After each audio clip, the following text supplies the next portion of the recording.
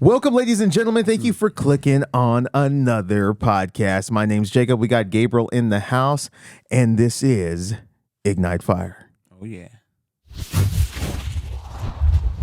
So we got Gabriel Trevino up in the house. Thank you for coming, brother, to Ignite Fire. This is our podcast, and we do different themes here on the podcast, and sometimes we do people's testimonies. We've done that. We do different video reviews. And really, it's a Christian based podcast. And so I want to thank you for coming on here. And you are going to Gabriel's going to share his story, who you were, what happened, and who you are now today. And what God's been doing in your life. And we know each other from mutual friends. We took the mountain challenge together. And so we got a lot of guys that are in our inner circle that are strong men. Absolutely. If you haven't taken the mountain challenge, the guys do it once a year. We'll probably have a link to it in the description. And guys, you can come. We get together. We take a weekend. We challenge ourselves physically, spiritually, mentally. Yes. And we come back warriors and not victims. Yeah. And so that's the good thing about Take the Mountain Challenge. So Gabriel, thank you for coming on the pod. So let's talk a little bit about you. And a little bit about your past. So I'm an ex-addict, alcoholic, and so we're going to talk a little bit about addiction. And so tell me, what things were you addicted to in the past? So first and foremost, I want to say thank you for letting me be on the podcast. Yeah. And also, Merry Christmas, right? It's Christmas.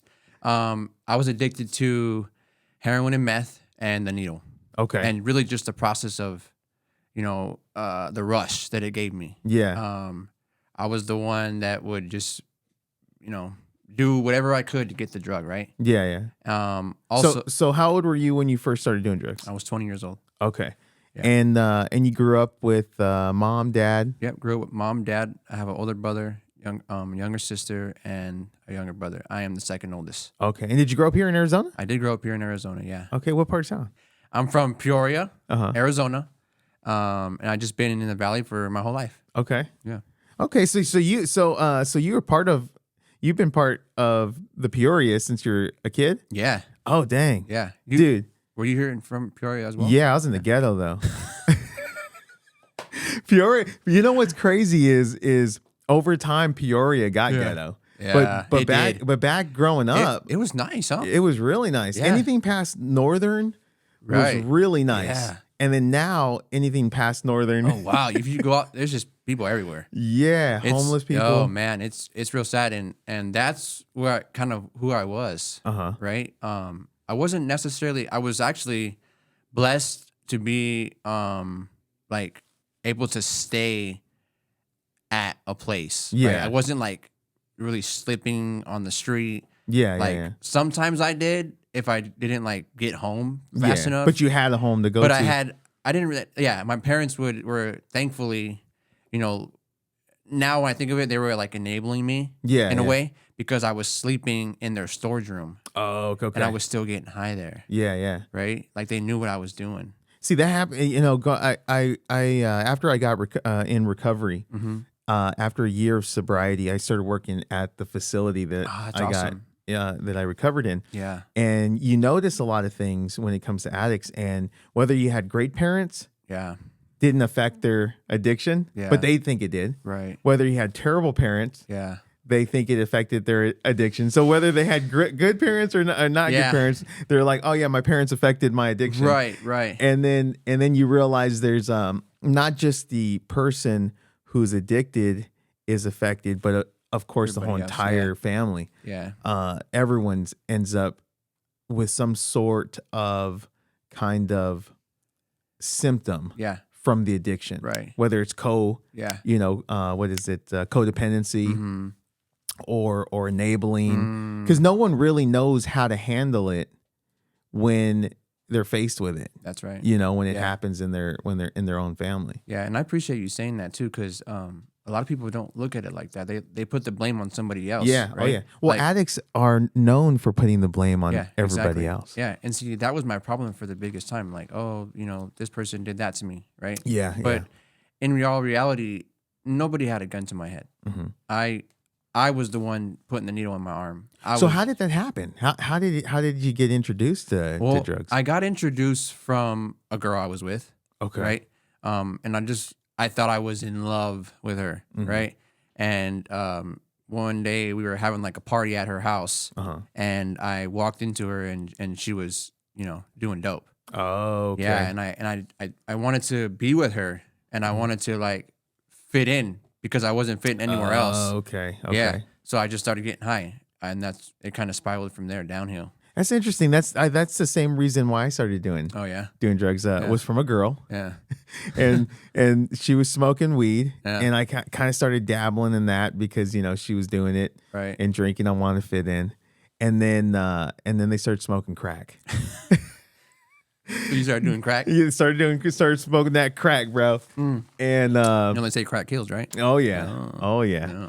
and Wow. I never put a needle in my arm because I was deadly scared Yeah. of needles. Yeah. Yeah. So yeah. If I would have known you could have smoked heroin, I probably would have smoked heroin. No, you can. I know. I didn't know that at the time. Nobody was smoking Man. it. Yeah. They were And see, like when I was growing up, if you did heroin, like you nobody wanted to mess with you. Like that Gotcha. was bad. Yeah. Like everybody was like cool with doing weed and Xanax and whatever else, alcohol. But if you did heroin, you were bad. You crossed the line. Yeah, you're like, okay, we're done. Yeah. And see, the things I did for it, right? Mm-hmm. But I also do feel that God was testing me Mm-hmm. at the time. He was putting me through like a really bad struggle, and to be prepared for the lesson that He's giving me now. Yeah. And there is there's just a testimony that comes with the test. Yeah.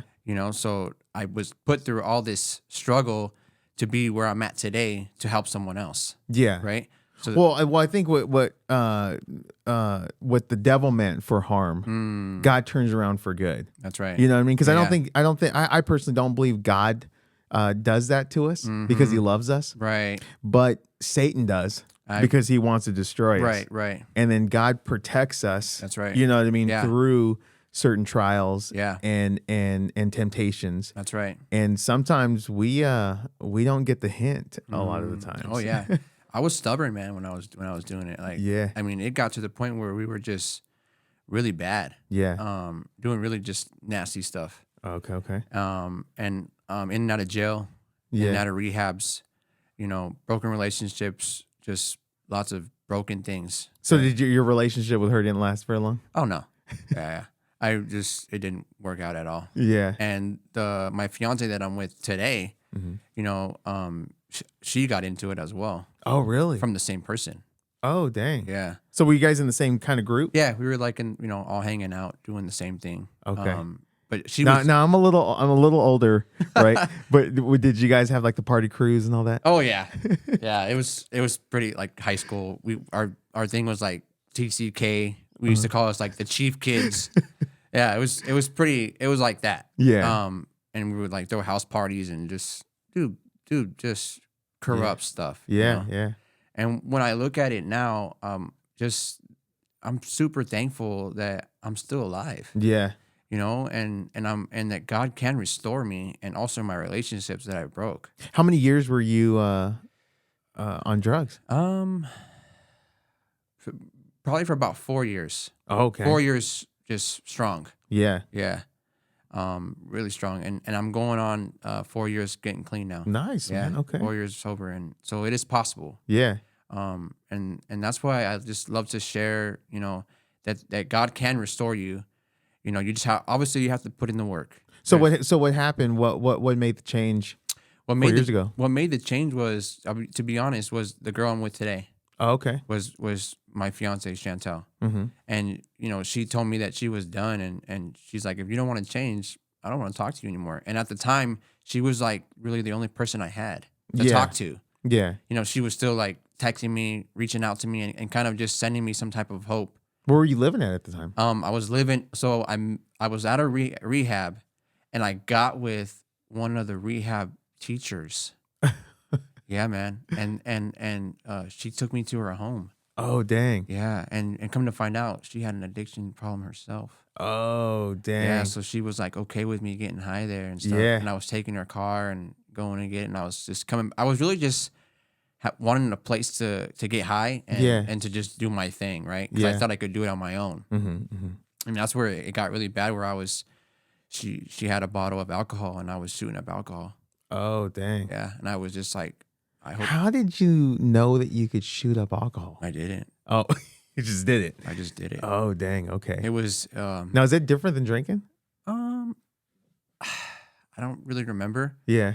to be honest. I'm just wondering. I'm Yeah. sure it did. Yeah. And maybe it didn't because I needed a lot more than I just.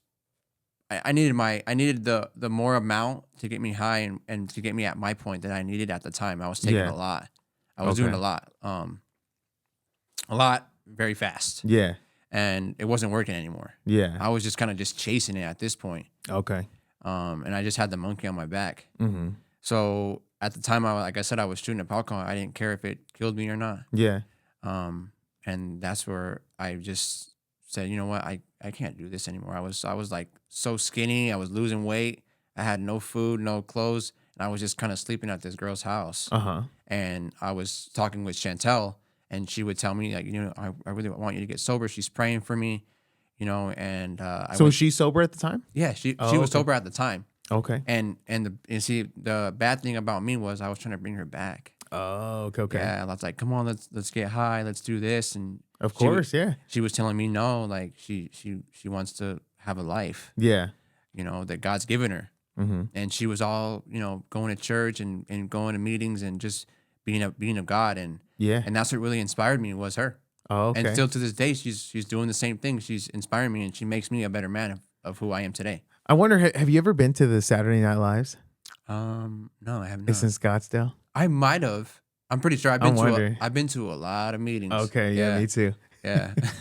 And honestly, they really do work. Oh, yeah. But there was one thing that I just learned recently from being out of the rooms Mm-hmm. that they put on you. So because I'm a strong believer of you speak the words that you are, right? Uh-huh. Like if I tell myself I'm strong, I'm strong. Yeah. If I tell myself I can't do it, you're not gonna be able to do it. Yeah. Yeah. So when they tell you, "Hey, who are you?" and you say, "Hey, I'm Gabriel, and I'm a drug addict," Mm-hmm.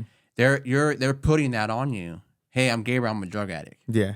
So instead, you could say like, "Hey, I'm Gabriel, and I am a recovering drug addict," or "I am a child of God," Yeah. Yeah. right? So it's kind of like what you want to believe of, Well, that's not even in their book. right? In the original AA book, I'm a big book thumper, Yeah, and it only says that they admitted that they were an alcoholic, right, in the very beginning, step one, right. and then by the time it comes to, I can't remember what chapter it is, but it says the problem has been removed. We have recovered from a hopeless state of mind and body to teach the other addicts or alcoholics Right. how we recovered. Yeah, And then all of a sudden it becomes past tense. yeah. Isn't that It's crazy? a little interesting, yeah. Yeah. And really, I do feel that it's totally up to you. Like, how willing are you willing to go? Yeah, yeah, yeah. Like, are you done with this? Like, how much longer do you want to drown and get on the boat? Yeah. Like you really have to be at your rock bottom. And not necessarily some people don't. They just say, okay, I'm done with it. I need to get help. And that's Yeah. awesome. But it's for me, I was just so down and I just wanted to get off. I wanted to stop drowning. So when you talk about rock bottom, let's camp on this for a second. Yeah. Most people think that rock bottom is a state of circumstances. They think it's what's happened to them. They think it's everything that they've lost. Yeah. It's how far down the scale they've gone. Right. But I don't believe that any of that has to do with rock bottom. Rock bottom that the recovery book actually talks about Right. is an internal state within the person where the drug's not working anymore. Right. It's not doing what it's intended to do. You can't live with or without it anymore, Right. and you can't keep going with it, Yeah. but you can't stop. Yeah. And there's this inner turmoil that you can't shake. And when the person gets to the internal place of, I can't do this anymore, Yeah. there's the bottom. But it has nothing to do with what happens outside of them. That's such a great point. Wow. And unless a person gets to that point internally, they could go from bottom to bottom to bottom, circumstance to circumstance to circumstance, Right. because internally they haven't hit that spot. Wow. That's good. Yeah, man. I actually never heard that before. Really? That's awesome. Really? Yeah, That's such a great point. Well, like I said, I'm such a big book thumper. Yeah. I noticed in a lot of the AA rooms, I've been to AA, Cocaine Anonymous, Sex Anonymous, bro. I've been to every anonymous there is. Yeah, same.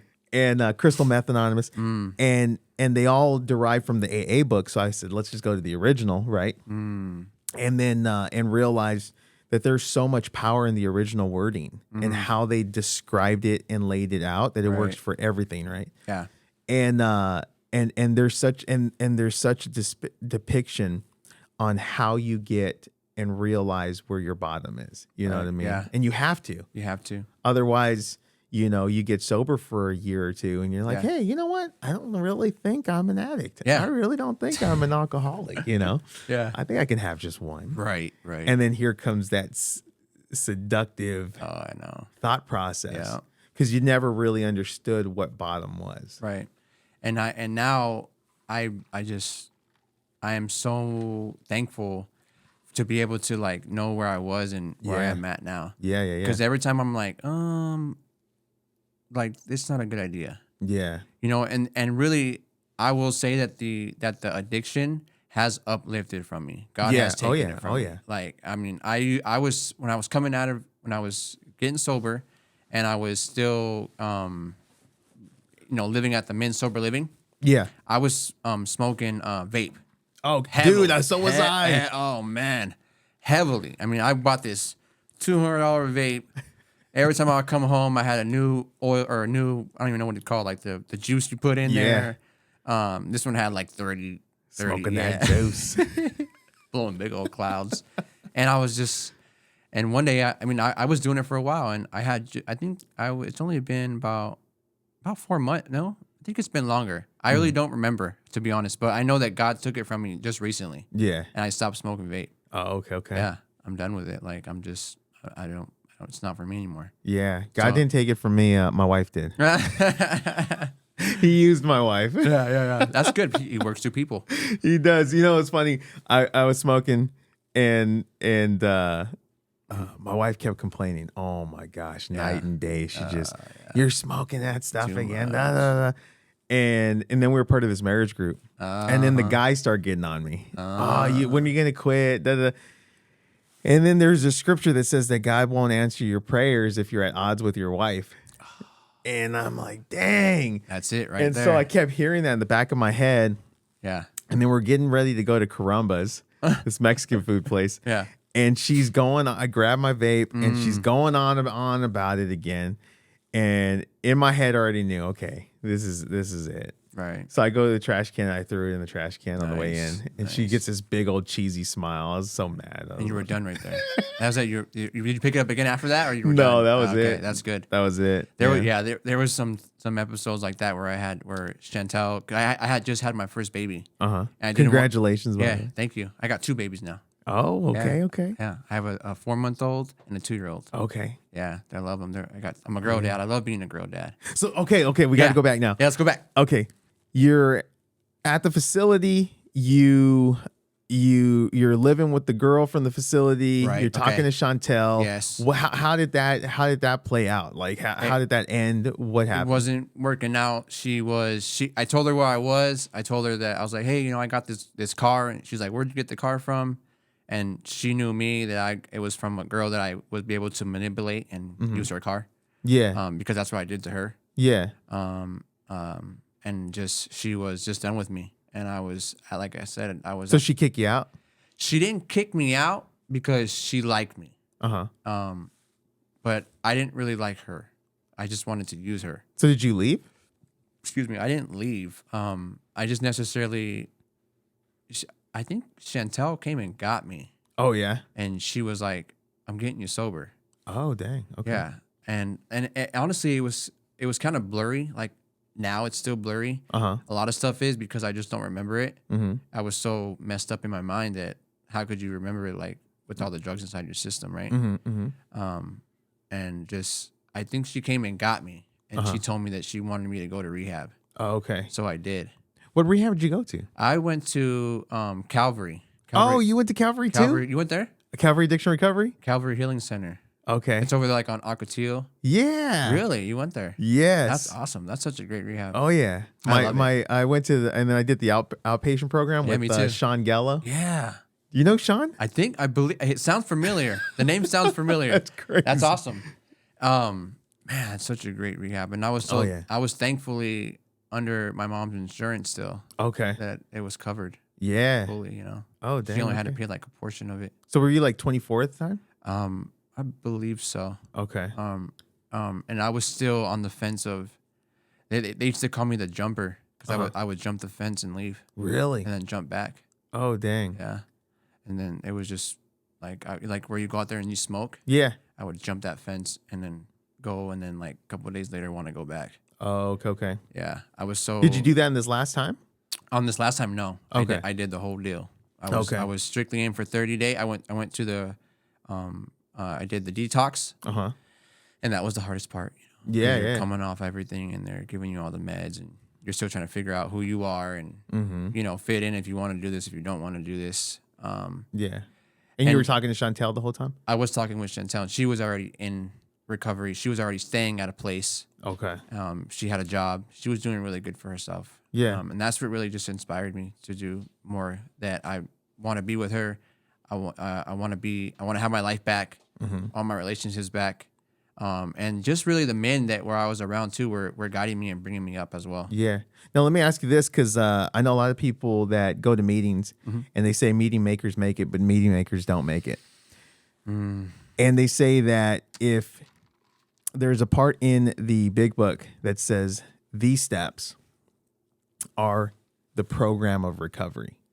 And my sponsor was a strong sponsor. Yeah. So he would say, no program if you're not doing the steps. The steps are the program. Right. You can't say that you're part of the program if you're just going to meetings. Right.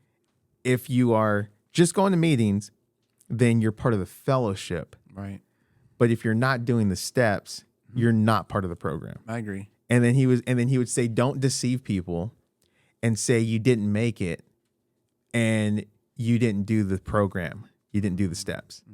And he says, because the steps are actions to take to strengthen your relationship with God. Right. And he goes, and if you have no God, then you have no basis of recovery. Wow. And you know what I mean? Like That's really strong. it was good. strong language. That's good. And then that's when I started to learn that in the recovery book, they don't talk about worshiping tables or door handles. Yeah, or yeah. 'Cause People it'll turn in, on you. Yeah. people in the fellowship of the Yes. meetings talk all kinds of nonsense. Yes. But the actual program that's laid out, there's even a chapter that says this is a chapter of the agnostics. And it says that if you don't have God, Yeah. then we feel sorry for you because you're not going to make it. Yeah. And I agree. At first, I wasn't as much as I am right now. With God, I was just kind of following them. Yeah. And listening to them. Oh, okay. And listening to what they had to say, the men in the room. Yeah. I did have a sponsor. I did go through the steps. Okay. I did sponsor a couple guys, but it was I was more of like I wasn't too familiar with it, so I didn't want to bring someone else that I didn't really know of who I was inside 1st. I was still trying to figure myself out, but they said like after you get sponsored, you want to sponsor guys. So I was just kind of following it, but at the time I just told myself I can't do it anymore because I was still trying to find me. Yeah. And I didn't want to give somebody what I didn't have. Oh, okay. Yeah. So I had like my sponsor was strong. He'd say these steps are a hammer and chisel. And he says, God created you a certain way. Wow. And he says, in this hammer and this chisel, we're going to knock away all the things that are not. I saw that. That are I saw a not video you. of that. Yeah. I saw a video of that before. And so then I started realizing that the steps were really the Bible in action. You know what I mean? How to trust God, clean house, and help others. Right. And that was the piece that I was missing in my life. Right. What would you say was that something that you realized in your life? Yeah, absolutely. I did. That's a great video. I like that video that showed that. But I necessarily didn't see that video when I was in recovery. I started, following God during this like not just recently. Oh, okay. So I'm a new Christian. Oh, okay. It wasn't brought up to me when I was getting recovered. Really? Yeah, See, that's what. So I didn't really find out a piece that I was missing. wow. It was more like just follow these steps, and I think that's the disservice that sponsors are doing in recovery, right? Because the it even lays it out. It says the whole purpose of this program is to discover how you can establish your relationship with God. Yeah, it says that in there. Yeah, see, and my sponsor, I don't remember if he was like told me about God or if he was about God. But I kind of did it on my own, and just with the people that I recently met now have shown me the steps, and which kind of brought me back to my past and where I messed up and what I needed and what I didn't needed. Okay. So that's kind of where it got, like it was kind of like a drip system inside of me. That was coming out. I was more of just trying to get money and have a job and do these and go to meetings and stuff like that. Go through the process. Yeah, just go through the process, go with the flow. Okay. And that's kind of where it sort of did get dangerous for me because I was thinking like I could still dabble or maybe just sell it, and stuff like that. And actually I was through a traumatic scene where I was working at a car wash and my cousin, he died at the car wash. Really? Yeah. And I saw him like in the bathroom on the floor. Oh, dang. That's how what happened to him? He overdosed. Oh, okay. Yeah, that's how serious it was like for me. And I was selling, at the time I was selling it. But you weren't using it? I wasn't using it. Okay. And the stuff that he died off of was the stuff that I was selling. Oh, dang. Okay. Yeah. And I just felt really convicted at the time as well, but I didn't know it was me feeling convicted because I didn't really know who God was. Yeah. And I felt really bad, and he died on the scene, and I was holding him in my hands. So okay. So now you're going through recovery. You don't really know who God is. Yeah. You're back and forth on the fence. Right, they're not really giving you the real program. Yeah. They're doing you a disservice. Yeah. They're doing you dirty, bro. They sort of were. And Actually, they really were. and then so now your cousin dies, and you are with you have a relationship with Chantel. Yep. So how did you come to know God, and how did that happen? Okay, so I was working at Wholesome Bakery. And God moves everywhere, even in bakeries. Oh yeah. So I was working at Wholesome Bakery, and a coworker of mine, his name is Lawrence, and he was telling me about CCV. Oh, okay. And I was like, okay, maybe we'll go. So one year on Christmas, Get a shout out to CCV. yeah, hey. One year on Christmas, I told Chantel we're going to go to church. And that's how it really started right there. Oh, okay. And also more of being through Take the Mountain Challenge, Iron Sharpens Iron, Scott Strong. How'd you meet him? Scott Strong? Yeah. Through Iron Sharpens Iron. Oh, okay. Was that at CCV? No, that's the men's ministry that we go to through CCV, yeah. Okay. It is through CCV. Okay. Chantel told me I needed to get into a men's group. Okay. And I was like, nah, I'm okay. Yeah. And then she signed me up anyway. Oh, okay. And I went to Iron Sharpens Iron, and I met Scott Strong. Okay. And we were walking out together to our cars. Yeah. And he says that, he always prays to God that he wants to, find someone that he can help, that needs to hear what he has to say. Yeah. And I was that person. Oh, and we were just walking out together. And we parked in the same spot. and that's how we met right there. And Okay. he just really touched my heart, and Yeah. he changed me really. Yeah. And thankfully, he's coached me through a lot of stuff, and Yeah. he's helped me through temptation. He's helped me through to be a better father, be a better friend. And that's why he's kind of like a sponsor, really. Yeah. Those And are the mentors yeah, we need. exactly. And that's just what it was. And Yeah. he taught me just how to be a great leader as well. And also, just being a great friend. So did you give your life to the Lord before that, or was it during that time? It was during that time, yeah. Oh, okay. When I just felt convicted after a ceremony at CCV, and I just did it. I just went in there, okay. and I got baptized, Dang, and it was okay. great. Yeah, it was awesome. I did it kind of unaware, Yeah. but I did feel that God was calling me, and I just did it. Hey, that's what they did in the I just early did it. disciples. Yeah. They heard the gospel. Yeah. They were converted, and then there was pulls. They just started they were dunking people. Yeah. Just like on the mountain, remember they were just doing it right there. Oh yeah, in that cold water.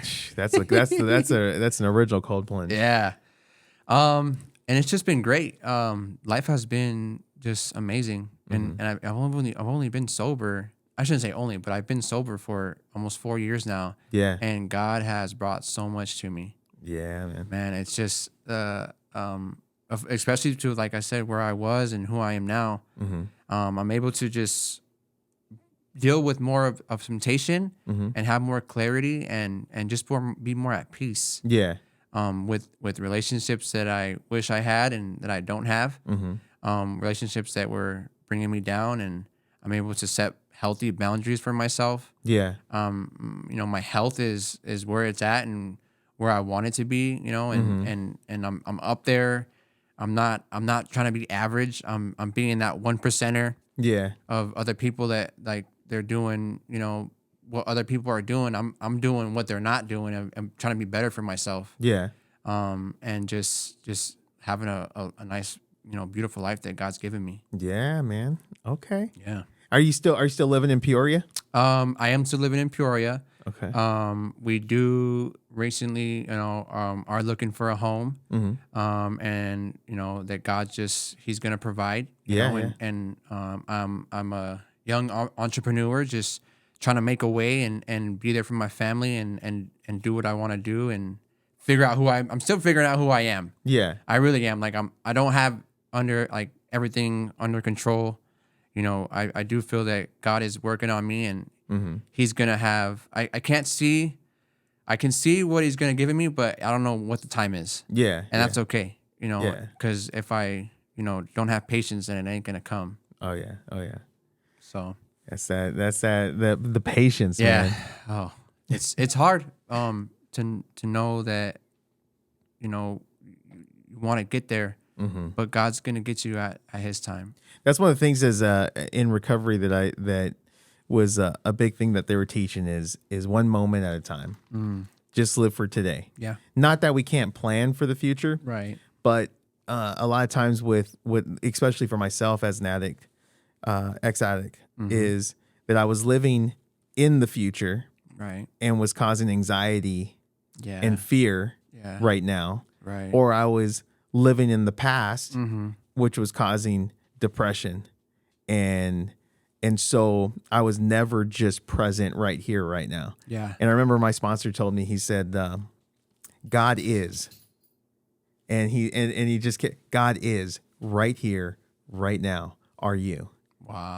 And I kept thinking like, oh man, that's good. And he's not in the future. He's not in the past. He's here right now. That's good. And so I had to remember. He kept telling me, he's like, it's moment by moment, minute by minute, and he's like, be present and let him be. Yeah. And so that's something that I think a lot of people do struggle with. Oh, absolutely. And same thing with I was talking to Jeff, and we're gonna put a little series together. We're doing prayer and fasting right now, and then we're gonna look into the anger, because I don't believe that any good thing comes from anger, and especially for addicts and alcoholics, we don't process that well. Right. And so going through and putting together the how do we process our anger? How do we process fear and anxiety? How do we take this and lay it at the feet of Jesus? Yeah. So we can be free and do things in love. That's right. Which love conquers all things. That's right. And so if love conquers all things, Yeah. then if I'm in war and love is the way to conquer, then let me conquer with love. That's good. That's really good. And so we're gonna be working on that, and that's awesome. Yeah, man. So someone who is watching right now, that is struggling with addiction, and they want to come get free. What would your response be to them? You have to get uncomfortable.